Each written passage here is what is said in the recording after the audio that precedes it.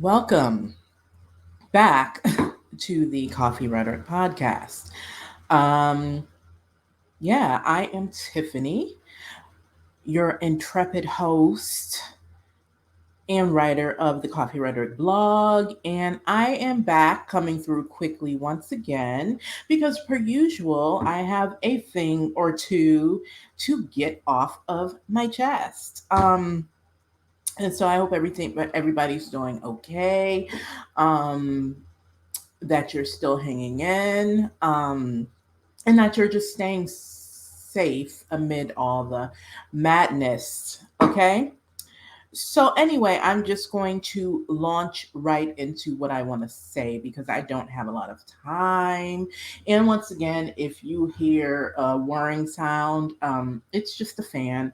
I turned it off. I turned it down, but I didn't want to turn it off because I'm feeling a little warm. But anyway, let's launch right into what I wanted to talk about. Oh, excuse me. Also, I just sprayed some throat spray, so pardon me. It seems like it's starting to kick in.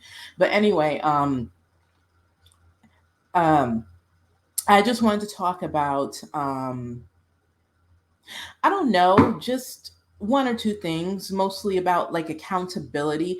And once again, this is going to tie into my whole theme since I've been on here of parasocial relationships and engagement between influencers and celebrities and just people who subscribe to all that, who like to cancel, who feed into all that. Initially, I was going to title this accountability buddies. That is so silly. I'm laughing. I was going to call this accountability buddies. I got that from the show. I think I got that from Scream Queens. I don't know. We'll see because I might call it that or subtitle that on my blog. And every time I come through with one of these things, I do like to type up a little something, something, something on my blog and update my blog. So, following this broadcast, make sure you head on over to coffeerhetoric.com to read what I have to say. In writing in more in-depth commentary that's in writing if you're someone who still likes to read and visit blogs. But anyway, I decided to title this "Pay No Attention to That Person Behind the Curtain." And if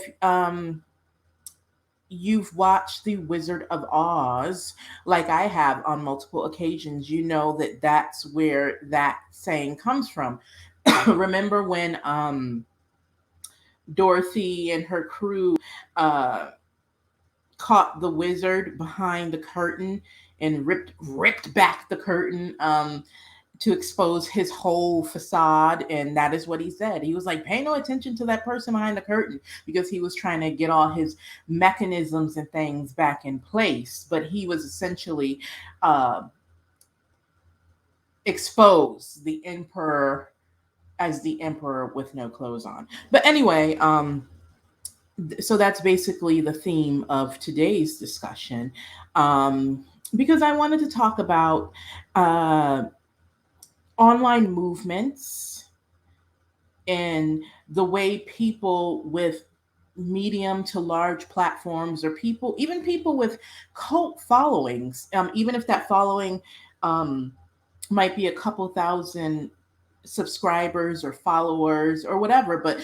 people still have a cult following and people who tune into everything they say and who kind of goes forth and carries their message, however that may be, whether that may be through trollage, trolling people who challenges their lofty leaders, or whatever. So I want to talk about online movements, and just a lot of things I've been noticing in the world of celebrity once again, and online especially. I love to follow, keep my finger on the pulse of what's happening in social media trends. Um, and in pop culture, because that's just what I do.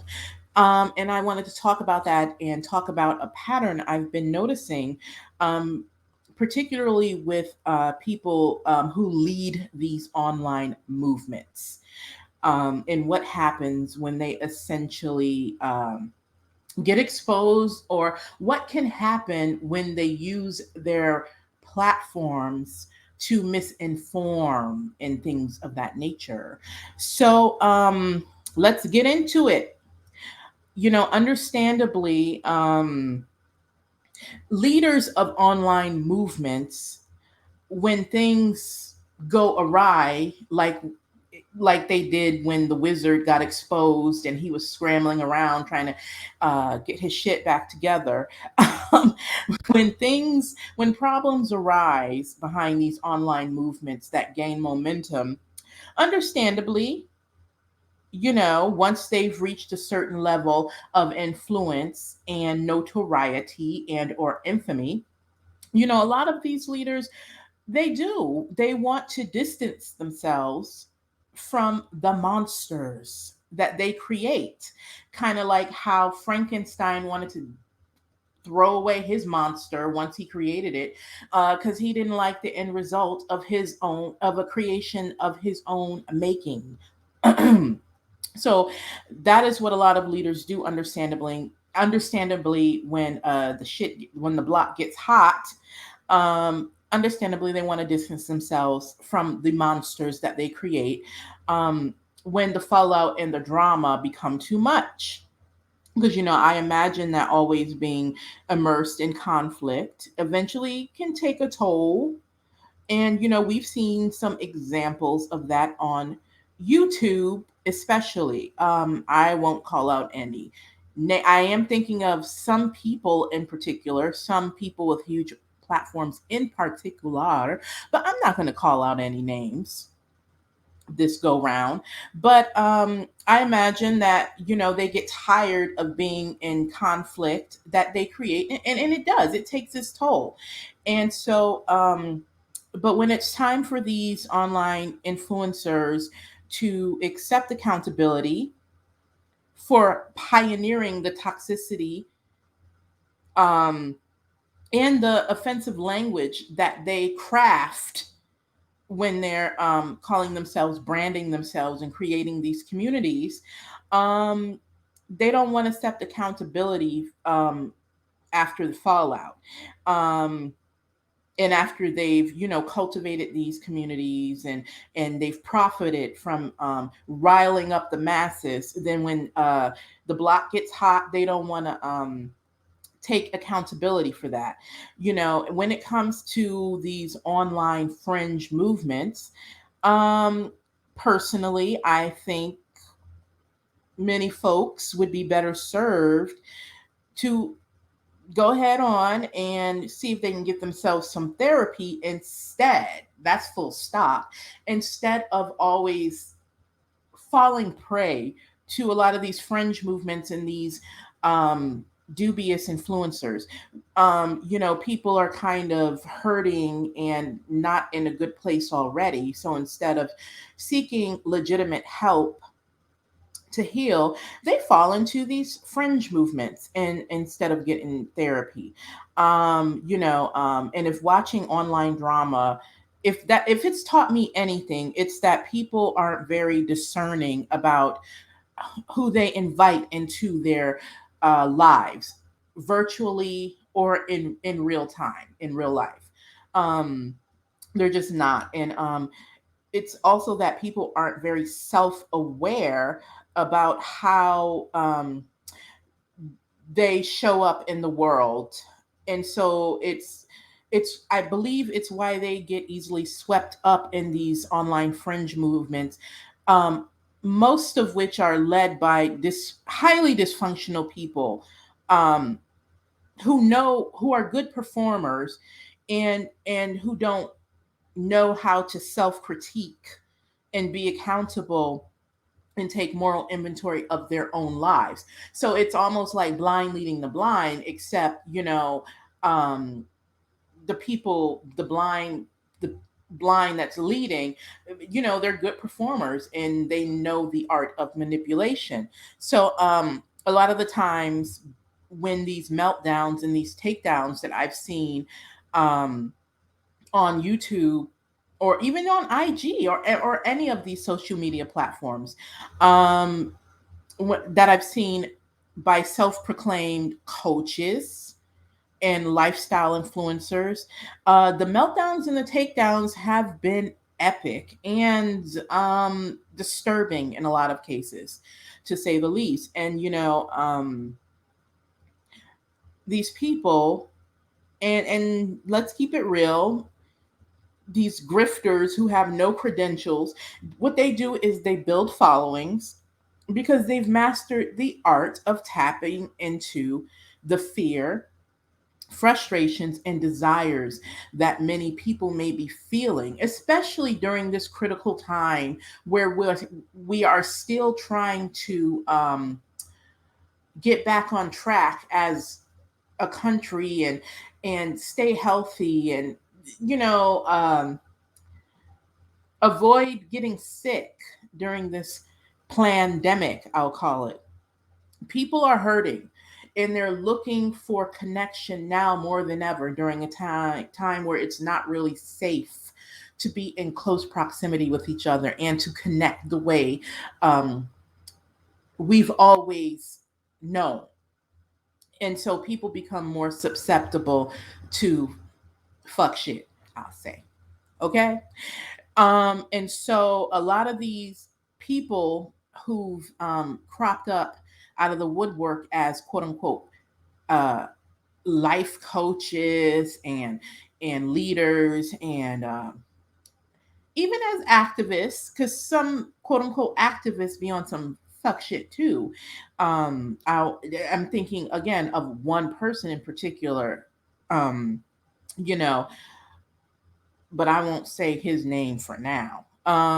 But all these people cropping up out of the woodwork, because when one gets taken down, one or two new ones always crop up out of the woodwork and build these huge followings. They've mastered the art. I feel like they watch what other people are doing. They may watch what these other folks have done before them, the mistakes they've made, and then they crop up and they take a go at tapping into people's fears and frustrations and a lot of our wants, right? So these people, they know how to present the right look.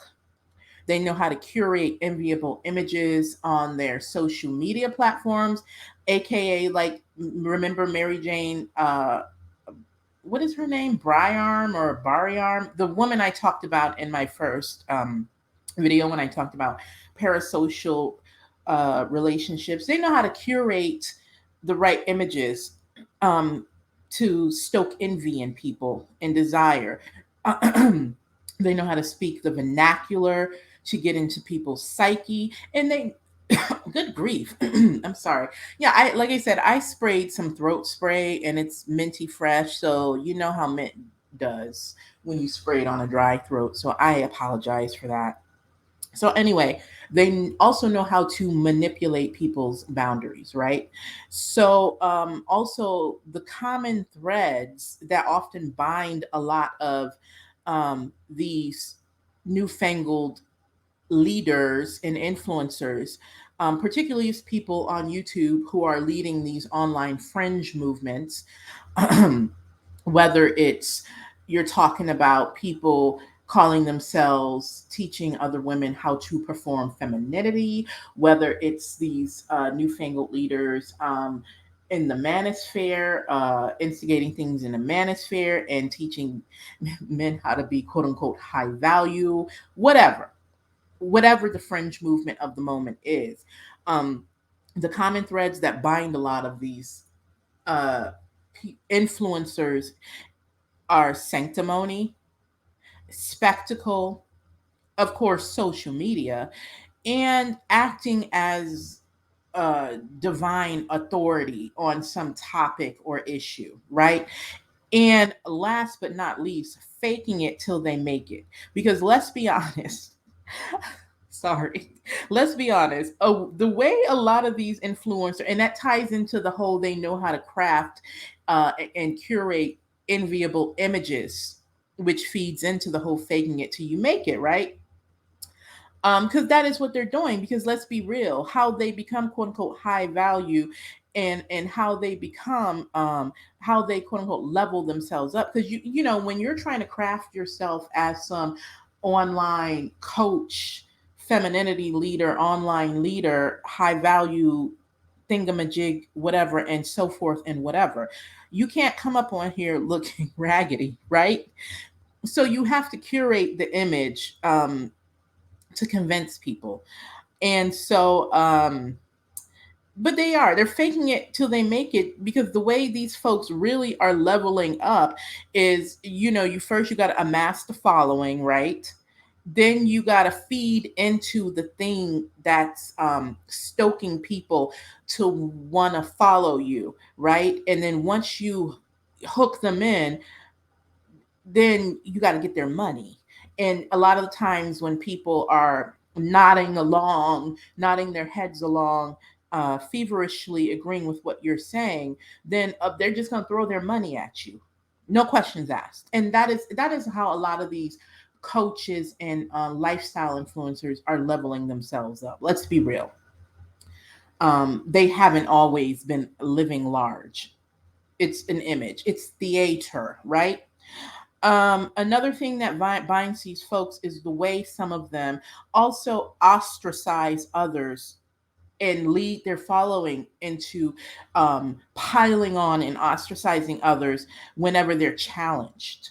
They don't want to answer no questions. Let's be real. When you're trying to craft an image and act as an authority and lead people who are willing to follow behind you blindly, when you're trying to act as the Pied Piper, you don't have time to listen to naysayers. So they learn how to ostracize and how to encourage their followings into ostracizing and piling on to others, right?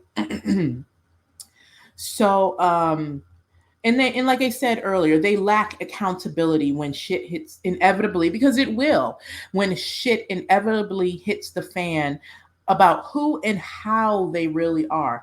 Because there's always going to be one or two people who recognize who these folks are, see them for their works, and who knew who they were before they became they amassed this online following, and before they became leaders of these online fringe movements. There's always going to be somebody in the cut saying, I recognize that mofo. I didn't like them, and I knew how they were before. They were raggedy, they were meek, they were mild. This person is perpetrating a fraud. So inevitably you're going to have someone who's been laying back in the cut and who's ready to take these people down and rip open the curtain like Dorothy did on The Wizard in The Wizard of Oz. And so when shit hits the fan about who and how they are, who do they turn on?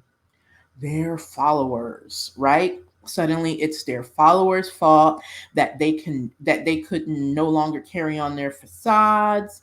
They turn on the people they've built influence in their livelihoods off of. They accuse them of being disloyal, and they abandon the zombie horde they infected and riled up, and they got all hungry. Um, you know, and so when the influencers want to regroup or rebrand, they abandon their followers, cuss them out, accuse them of being disloyal, and y'all, you ruined my life, this, that, and the third. Um, and some of them either get driven off the platforms, they get censored uh, by platform brass for cutting up, or they get driven off and go underground and put on these all of these theatrics about how I'm leaving YouTube because y'all don't appreciate me. They do all that whole bit, right? We've seen it happen on here. And they go under and they gather up all the money they made off their followers, turn on them when shit hits the fan about who they really are, and go underground sometimes. And then they lean into self pity and victimization, and they start acting as if they weren't at the wheel of the train wreck, right? And they go underground to kind of rethink how they can their comeback. And honestly, you hate to see it, really, but it's just become a pattern I've noticed on social media, especially on platforms that allow you to kind of live stream toxicity and rhetoric and interact in real time with people, on platforms like YouTube. And now the new thing is Clubhouse. They become overly receptive to being, um, they, good grief, man. I apologize. So, it's become a pattern, like I was trying to say. And especially on these platforms, and YouTube and Clubhouse in particular, um, that allows people to live stream toxicity and to have their become unhinged and to melt down when the pressure gets too much and they can't carry on the charade anymore. And on these platforms where they get to interact in real time and melt down and come undone, to people who've been overly receptive to being influenced until they start to wake up, right? um it's not unlike seeing the rise, the fall, and the resurrection of cults and dictatorships.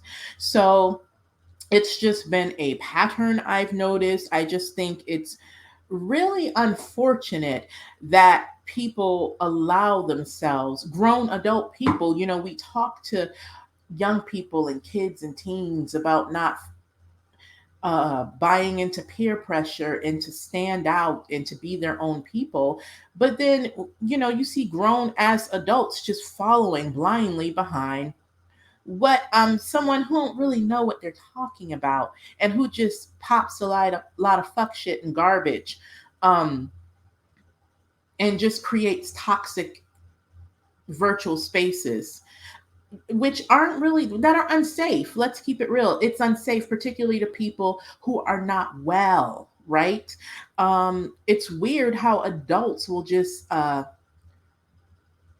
jump over the bridge, no questions asked. But again, we expect teenagers and young people and tweens to, we're always drilling into them, not to buy into peer pressure and to stand out. So it's a pattern I've been seeing on social media as of late. And kind of like as a nerd of social psychology and sociology and all that, it's really interesting to see from that perspective, right? So I don't know, it's just weird.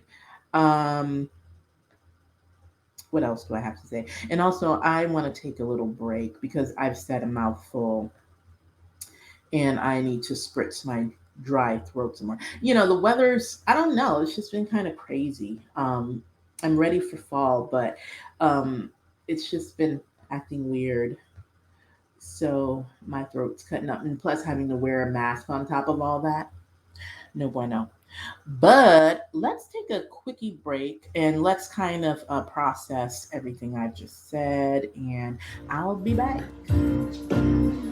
Fuck these fuck niggas forever and ever and ever, for all the shit you put me through. You want this shot? Y'all niggas corny, I know it. Y'all all can kiss my ass. Fuck these niggas for stress.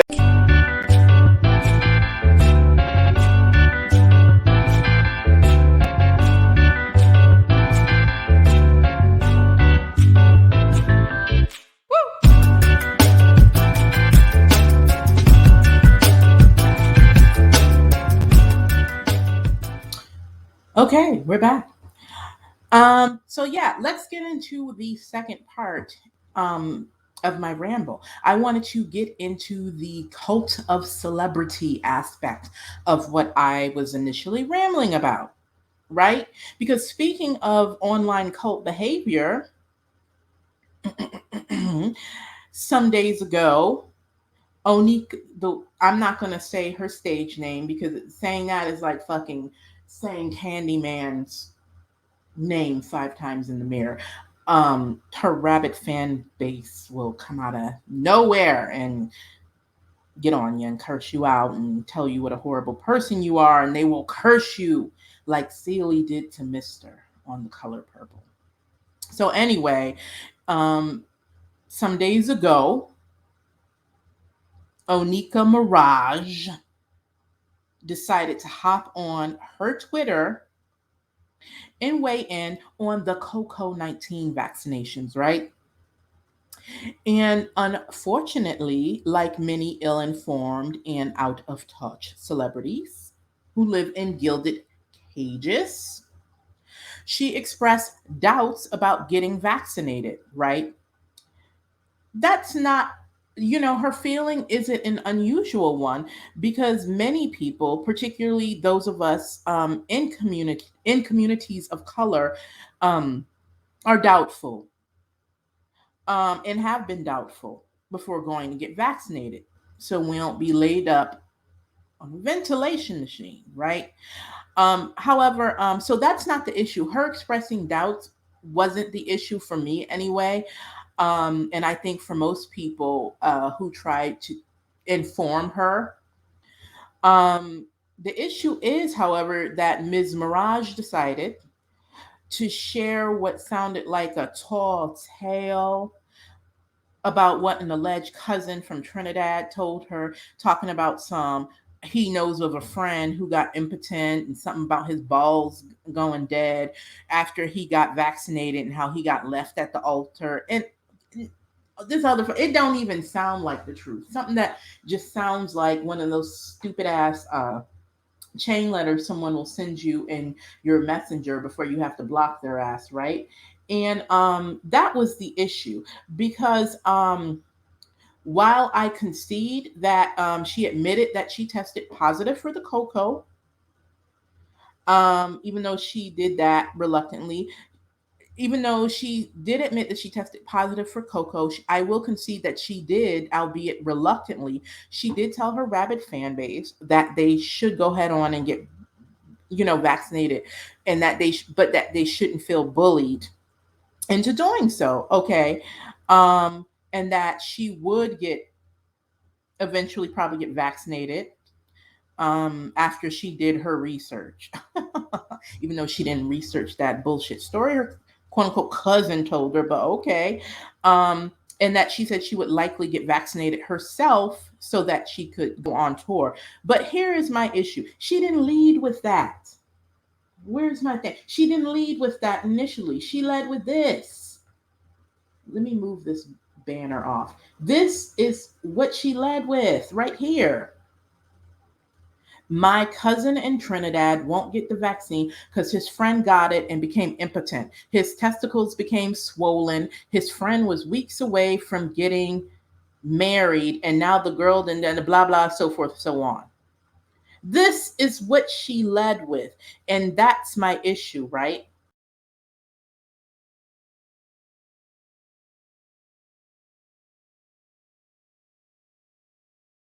So, Okay.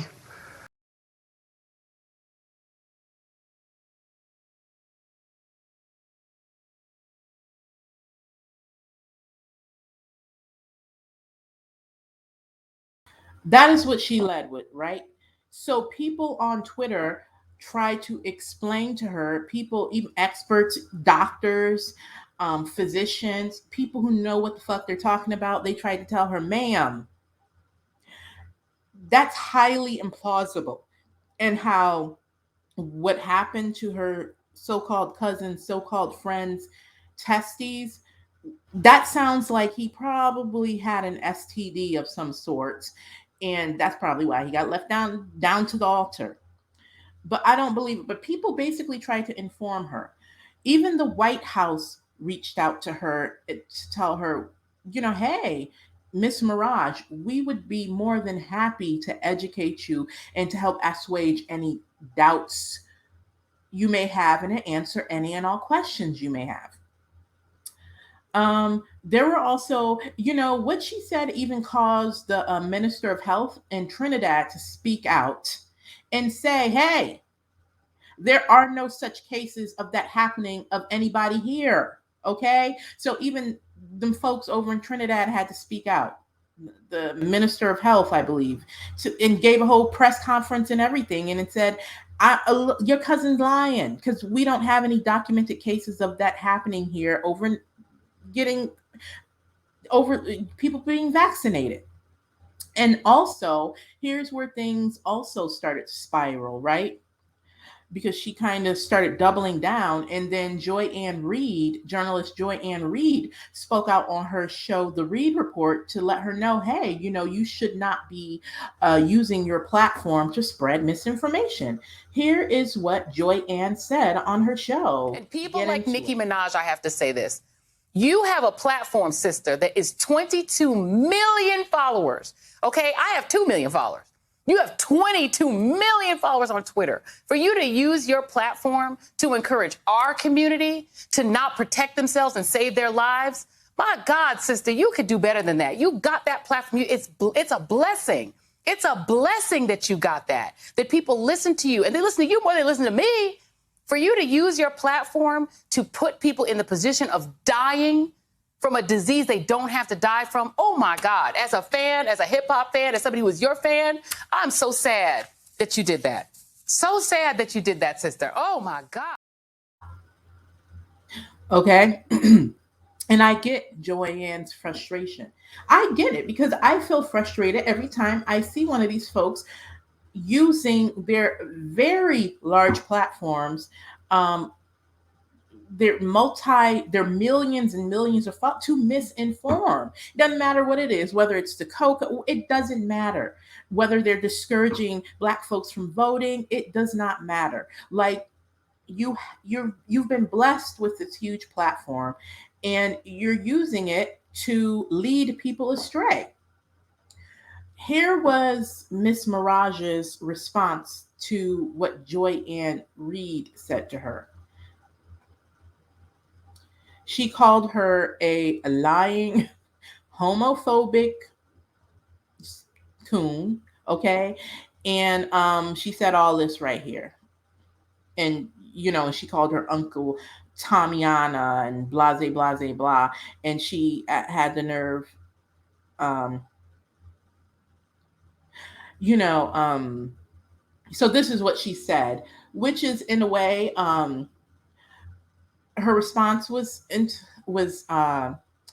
intellectually dishonest because Joy Ann Reid had her doubts, but her doubts came during that other administration in the White House where they were also where that man was also telling people to inject bleach and whatnot into their bloodstreams.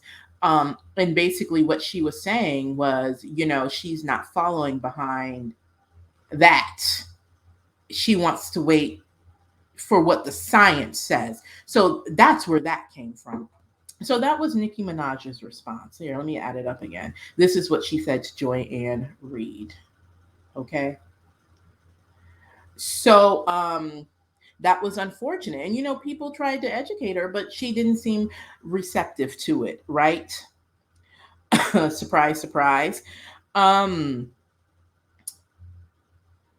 like I said, my issue isn't that she had questions. It's that she was using her platform to essentially misinform. And I don't like that. That is what she led with, right? Um, it's not unusual for Black people to have questions and to feel reluctant because historically, Black people, historically, we've had legitimate reasons to wonder about things related to, federal government mandates as they relate to the medical profession and medicine and things of that nature. We've got reasons. But, like a lot of celebrities in Annika's uh, position are wont to do, again, she irresponsibly used her platform to initially mislead and spread information during, a critical situation. Double down being loud, strong, and wrong. Then, and here's the gag, got co-signs by right-wing extremist media and propagandists and conspiracy theorists. And I don't like that.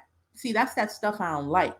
And then I think she even retweeted what's that man's name who looks like a talking thumb? Tucker Carlson. She started repeating and retweeting him. Give me a break, right? We're in a crisis. People, including children, are getting sick and are dying. That's a fact. And as we struggle to get back on track as a country, and just, as a country, and just globally around the world, as we all struggle to stay healthy and get back on our feet, um this is the last thing we need. We need to figure out how to get back on track, how to keep people healthy, how to get kids back in school without them having to go home sick, um, so forth and so on. And I just feel like grown folks who lack critical analyses, who follow blindly behind dubious folks of influence, and who don't research and find things out via legitimate sources, and just out of, as a grown adult, you should want to learn things out just out of your own curiosity, particularly as it relates to your health and well-being. I feel like adults who lack critical analyses and who just follow behind what someone says blindly, it's problematic.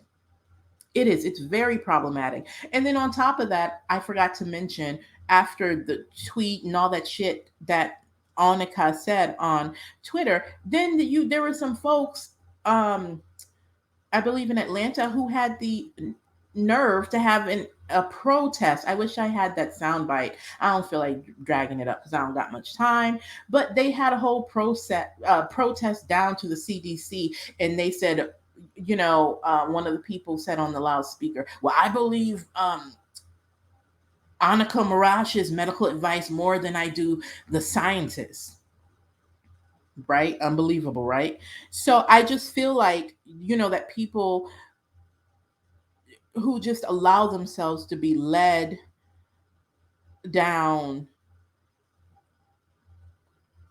a dark hole, it's so problematic to me. Um, this is how 909 people ended up dying in Jonestown, Guyana. It's how 39 people ended up dying by the S word, following behind Marshall Applewhite of Heaven's Gate cult.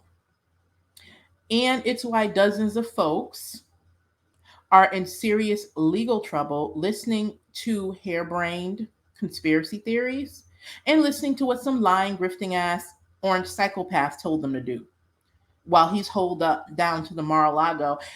Some of them are sitting in jail. Some of them are awaiting court dates and awaiting to be charged. That is what happens when you just follow behind what someone says blindly without learning how to cultivate critical analysis and to think critically for yourself and to read legitimate sources and things. And I feel like, at what point do adults start doing the work to legitimately heal the things that are driving rage, sadness, trauma, and whatever else is causing them to be led by folks who are in no position really to influence, and who, let's keep it real, who may need some mental health treatment themselves, but out here misinforming people and, causing toxicity and leading people straight to hell, you know? And I just feel like, remember, I'm going to wrap this up because I feel like I'm rambling. But remember that song by Living Color, that rock band, when they sang about, which won a Grammy, by the way. But remember when they sang that song, The Cult of Personality? They ain't never lied, right? Just listen to the lyrics. I'm going to wrap up right here. And, stay safe, read books, research, wash your hands, and wear your masks. And try to stay out of the ICU if you don't need to be there. Take care.